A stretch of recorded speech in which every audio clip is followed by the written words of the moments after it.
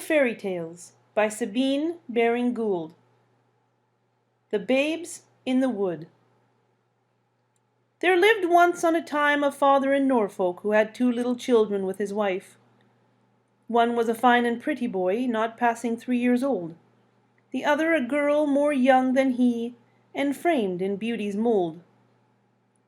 Now there came a pestilence in the land, and the father and mother were both taken, and fell very ill, and saw that they were like to die. He was very troubled about his children, when he and his wife should be gone. This father was a man of some possessions. He sent for his brother, and he made his will, and he left to his little son £300 a year, and to his little daughter Jane he left £500 to be paid down on her marriage day. But if the children should die before they came of age, then he decreed that all the money should go to their uncle. When the father had settled his will, then he called his brother to the bedside. "Now, brother," said the dying man, "look to my children dear. Be good unto my boy and girl. No friends have they here. To God and you I recommend my children dear this day. But little while be sure we have within this world to stay. You must be father and mother both, and uncle all in one. God knows what will become of them when I am dead and gone." With that outspake their mother dear. "O brother kind," said she, "you are the man must bring our babes to wealth or misery. And if you keep them carefully, then God will you reward. But if you otherwise shall deal, God will your deeds regard." With lips as cold as any stone, they kissed their children small. "God bless you both, my children dear." With that their tears did fall. The brother of the dying man spoke out that he would do his best for the children, and be true to the trust that was laid on him. And he said, moreover, that if he should wrong them and rob them of their rights, then he prayed that God would turn his face from him, and that he might cease to prosper in his undertakings. This assurance comforted the sick father and mother, and they died and were buried in one grave. The uncle then took the children away with him to his own house, and he treated them not unkindly, yet, for all, it was not as though they had been with their own parents. It must be told how that their uncle was a covetous man, and he thought how well it would be for him if the children were to die before they grew to years of discretion, for then he would have the little boys £300 a year, and the little girls £500. He kept them in his own house for a 12-month and a day, and then he formed a wicked device to get rid of them both.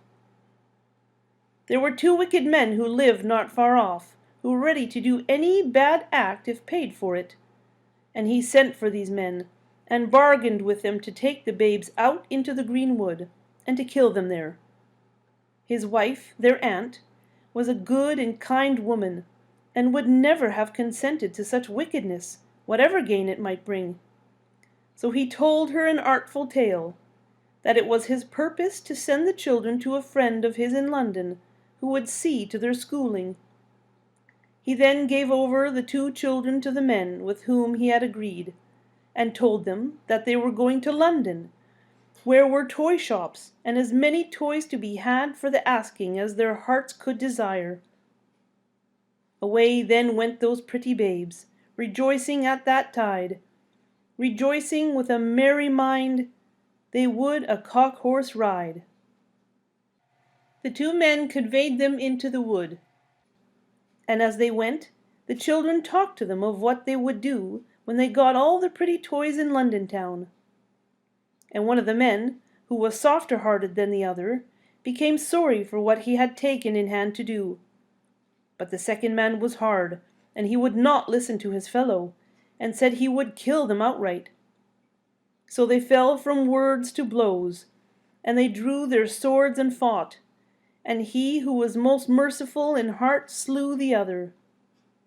Now, when he saw that his fellow was dead, He thought he might be taken and hanged for murder, and that he must fly.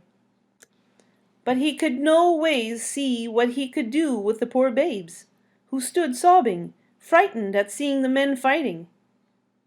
He took the children by the hand, tears standing in their eye, and bade them straightway follow him, and look they did not cry. And 2 long miles he led them on, while they for food complain. "Stay here," said he, "I'll bring you bread when I come back again." Then he went away, and never came back. He ran from the wood and tried to escape into a distant part of the country.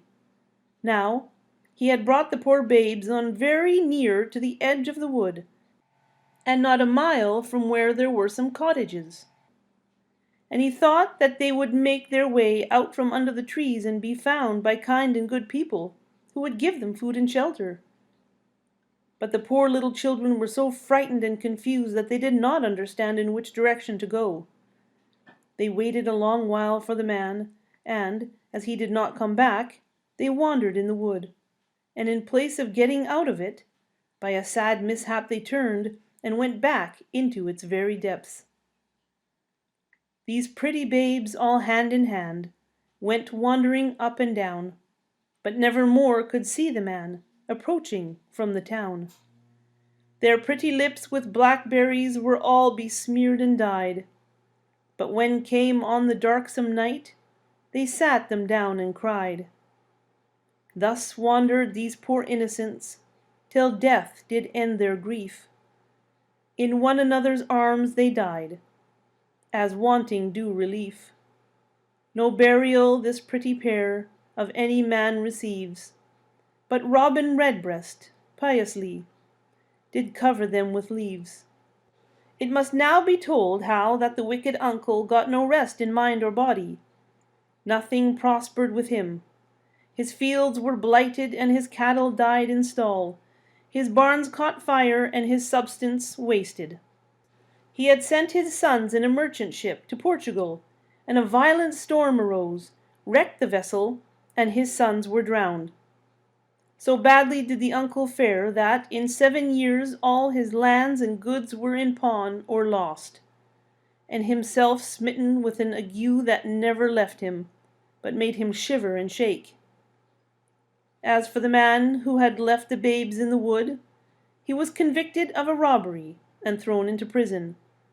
When he confessed the whole story, how he was hired by the uncle, how he had fought with and killed his fellow, and how he had deserted the children in the wood. Thus it was the whole story came to the light of day. Note: a genuine old English tale based on a ballad. End of section 8.